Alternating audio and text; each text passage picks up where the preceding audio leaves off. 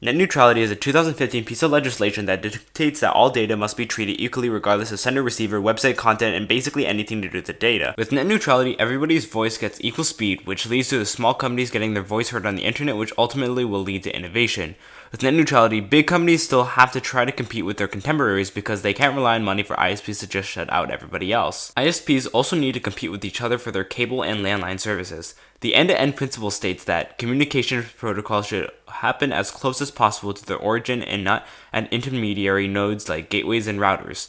So, repeating lower level protocols are only justified for optimizing performance and nothing else. ISPs favor certain sites over others, so they can charge different sites different amounts of money to get the same speed. Additionally, ISPs can mark as fast in normal lanes, and because of users' low tolerance, people will only use the sites that can afford to pay the steep price of the fast lane, which squanders competition. Net neutrality prevents all of this. Because net neutrality requires that all data is treated equally, then it forces smaller companies to pay for more wires and lines to be placed down as to extend the range and efficiency of the physical internet, and that costs money.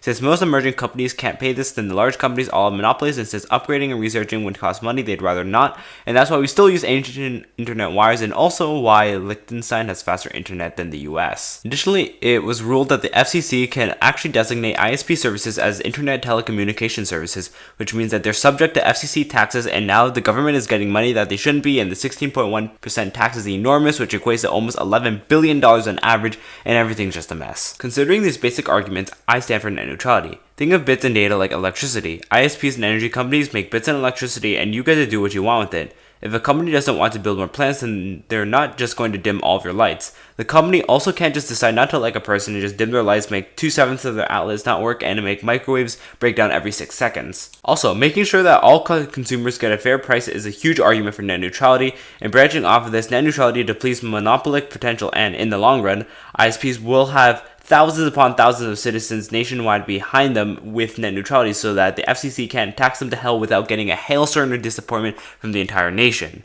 Of course, this is all super simplified, but these were my 2 cents on net neutrality.